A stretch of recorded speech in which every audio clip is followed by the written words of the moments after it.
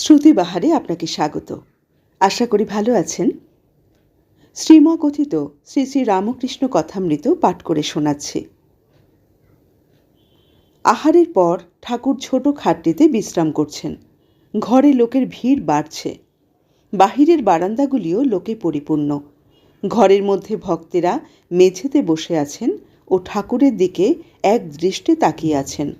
কেদার, সুরেশ, রাম, মনমোহন, গিরীন্দ্র, রাখাল, Bhabanath, master অনেকে ঘরে উপস্থিত। রাখালের বাবা এসেছেন, তিনিও ওই ঘরে বসে আছেন। নাম মাহাত্ম্য না অনুরাগ, অজামিল।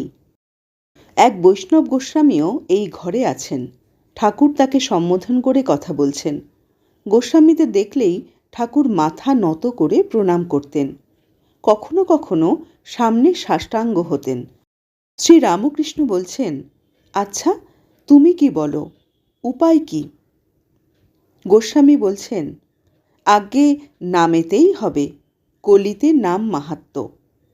শ্রী রামকৃষ্ণ বলছেন, হ্যাঁ, নামের খুব মাহাত্ম্য আছে বটে, তবে অনুরাগ না থাকলে কি হয়? ঈশ্বরের জন্যে প্রাণ ব্যাকুল হওয়া দরকার। শুধু নাম করে যাচ্ছি, কিন্তু কামিনী কাঞ্চনে মন রয়েছে, তাতে কি হয়? বিছে বা ডাকুর কামড় অমনি মন্ত্রে সারে না, ঘুঁটের ডাবরা দিতে হয়। গোস্বামী বলছেন, তাহলে অজামিল? অজামিল মহাপাতকী, এমন পাপ নেই যা সে করেনি। কিন্তু মরবার সময় নারায়ণ বলে ছেলেকে ডাকাতে উদ্ধার হয়ে গেল। শ্রী রামকৃষ্ণ বলছেন, হয়তো অজামিলের পূর্বজন্মের অনেক কর্ম করা ছিল, আর আছে যে সে পরে তপস্যা করেছিল। এরকমও বলা যায় যে তার তখন অন্তিমকাল। হাতিকে নাইয়ে দিলে কি হবে, আবার ধুলা কাদা মেখে যে কে সেই। তবে হাতিশালায় ঢুকবার আগে যদি কেউ ধুলা ঝেড়ে দেয় ও স্নান করিয়ে দেয়, তাহলে গা পরিষ্কার থাকে। নামেতে একবার শুদ্ধ হলো, কিন্তু তারপরেই হয়তো নানা পাপে লিপ্ত হয়। মনে বল নেই, প্রতিজ্ঞা করে না যে আর পাপ করব না।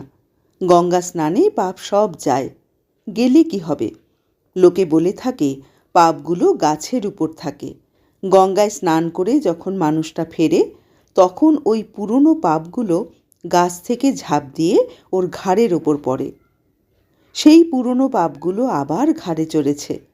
স্নান করে দুপা আসতে না আসতে আবার ঘাড়ে চড়েছে।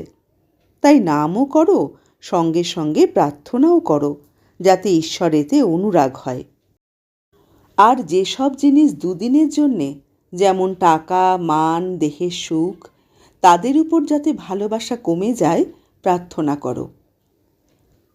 বৈষ্ণব ধর্ম ও সাম্প্রদায়িকতা, সর্বধর্ম সমন্বয়। শ্রী রামকৃষ্ণ গোস্বামীর প্রতি বলছেন, আন্তরিক হলে সব ধর্মের ভিতর দিয়েই ঈশ্বরকে পাওয়া যায়। বৈষ্ণবেরাও ঈশ্বরকে পাবে, শাক্তরাও পাবে, বেদান্তবাদীরাও পাবে, ব্রহ্মজ্ঞানীরাও পাবে, আবার মুসলমান, খ্রিস্টান এরাও পাবে। আন্তরিক হলে সবাই পাবে। কেউ কেউ ঝগড়া করে বসে। তারা বলে, আমাদের শ্রীকৃষ্ণকে না ভজলে কিছুই হবে না, আমাদের মা কালীকে না ভজলে কিছুই হবে না, আমাদের খ্রিস্টান ধর্মকে না নিলে কিছুই হবে না। এসব বুদ্ধির নাম মতুয়ার বুদ্ধি, অর্থাৎ আমার ধর্ম ঠিক আর সকলের মিথ্যা। এ বুদ্ধি খারাপ।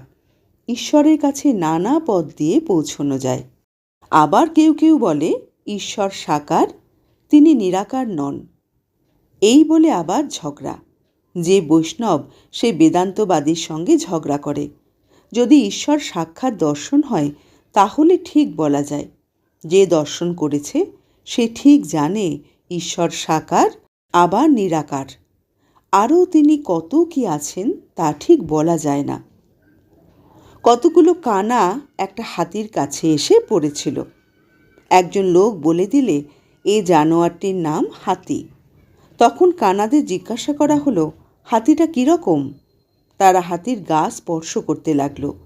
একজন বললে, হাতি একটা থামের মতো। সে কানাটি কেবল হাতির পা স্পর্শ করেছিল। আরেকজন বললে, হাতিটা একটা কুলোর মতো। সে কেবল একটা কানে হাত দিয়ে দেখেছিল। এই রকম যারা শুঁড়ে কি পেটে হাত দিয়ে দেখেছিল তারা নানা প্রকার বলতে লাগলো।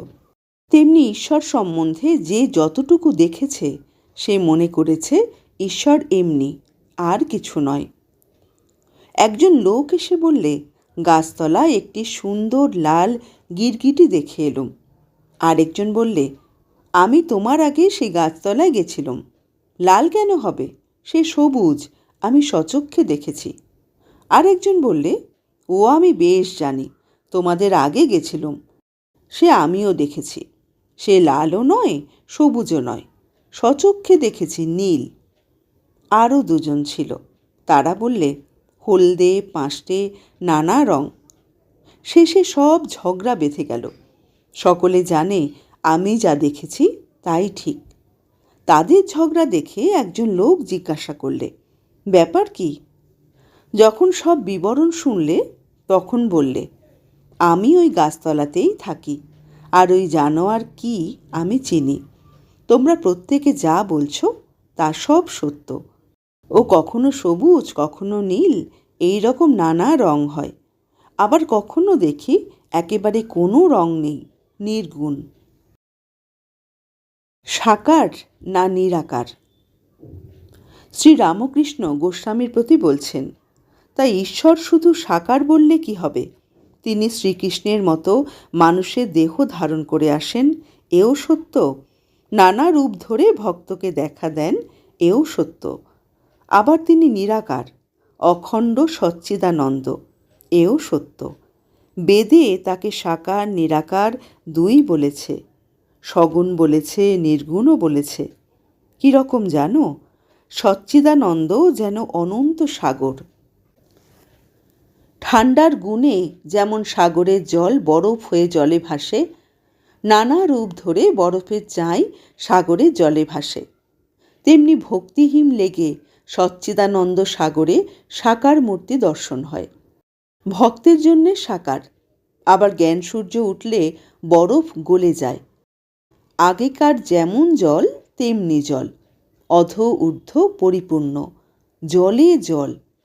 তাই শ্রীমদ্ ভাগবতে সব স্তব করেছে, ঠাকুর তুমিই সাকার, তুমিই নিরাকার, আমাদের সামনে তুমি মানুষ হয়ে বেড়াচ্ছ, কিন্তু বেদে তোমাকেই বাক্য মনের অতীত বলেছে।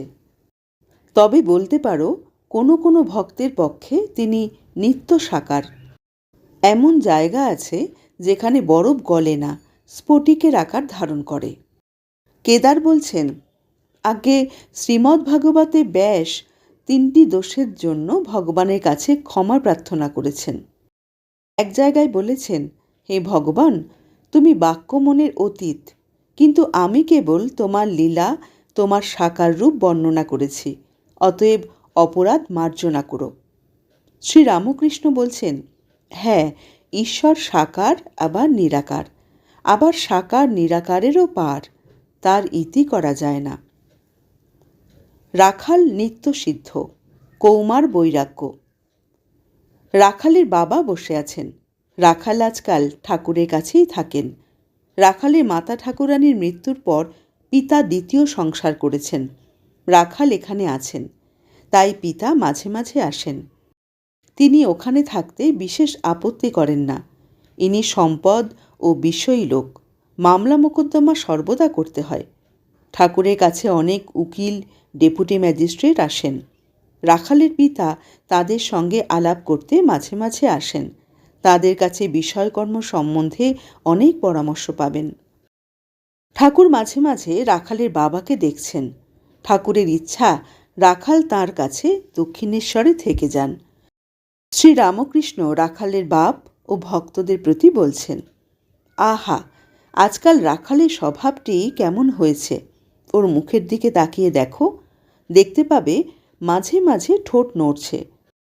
অন্তরে ঈশ্বরের নাম জপ করে কি না, তাই ঠোঁট নড়ে।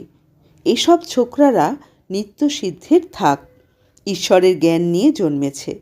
একটু বয়স হলেই বুঝতে পারে সংসার গায়ে লাগলে আর রক্ষা নেই। বেদেতে হোমা পাখির কথা আছে। সে পাখি আকাশেই থাকে, মাটির উপর কখনো আসে না। আকাশেই ডিম পাড়ে, ডিম পড়তে থাকে, কিন্তু এত উঁচুতে পাখি থাকে যে পড়তে পড়তে ডিম ফুটে যায়। তখন পাখির ছানা বেরিয়ে পড়ে, সেও পড়তে থাকে, কিন্তু তখনও এত উঁচু যে পড়তে পড়তে ওর পাখা ওঠে, চোখ ফোটে। তখন সে দেখতে পায় যে আমি মাটির ওপর পড়ে যাব, মাটিতে পড়লে মৃত্যু। মাটি দেখাও যা, অমনি মার দিকে চোঁচার দৌড়, একেবারে উঠতে আরম্ভ করে দিল যাতে মার কাছে পৌঁছতে পারে। 1 লক্ষ্য, মার কাছে যাওয়া। এইসব ছোকরারা ঠিক সেই রকম, ছেলেবেলায় সংসার দেখে ভয়, এক চিন্তা, কিসে মার কাছে যাব, কিসে ঈশ্বর লাভ হবে। যদি বলো বিষয়ীদের মধ্যে থাকা, বিষয়ীদের ঔরসে জন্ম, তবে এমন ভক্তি, এমন জ্ঞান হয় কেমন করে? তার মানে আছে, 20টা করে যদি ছোলা পড়ে তাহলে তাতে ছোলা গাছই হয়, সে ছোলাতে কত ভালো কাজ হয়। 20টা করে পড়েছে বলে কি অন্য গাছ হবে? আহা, রাখালের স্বভাব আজকাল কেমন হয়েছে! তা হবে নাই বা কেন? ওল যদি ভালো হয় তার মুখিটিও ভালো হয়। যেমন বাপ তার তেমনি ছেলে। মাস্টার একান্তে গিরীন্দ্রের প্রতি বলছেন। সাকার নিরাকারের কথাটি ইনি কেমন বুঝিয়ে দিলেন। বৈষ্ণবেরা বুঝি কেবল সাকার বলে? গিরীন্দ্র বললেন, তা হবে, ওরা একঘেয়ে। মাস্টার বলছেন, নিত্য সাকার। আপনি বুঝেছেন? স্ফটিকের কথা আমি ওটা ভালো বুঝতে পারছি না। শ্রীরামকৃষ্ণ মাস্টারের প্রতি বলছেন, হ্যাঁ গা, তোমরা কি বলা বলি করছো? মাস্টার ও গিরীন্দ্র একটু হেসে চুপ করে রইলেন। বৃন্দেজি রামলালের প্রতি বলছেন, ও রামলাল, এই লোকটিকে এখন খাবার দাও, আমার খাবার পরে দিও। শ্রীরামকৃষ্ণ বলছেন, বৃন্দেকে এখনও খাবার দেয়নি? আজ এই পর্যন্ত। পরের অংশ নিয়ে খুব তাড়াতাড়ি ফিরে আসব। ভালো থাকবেন সবাই।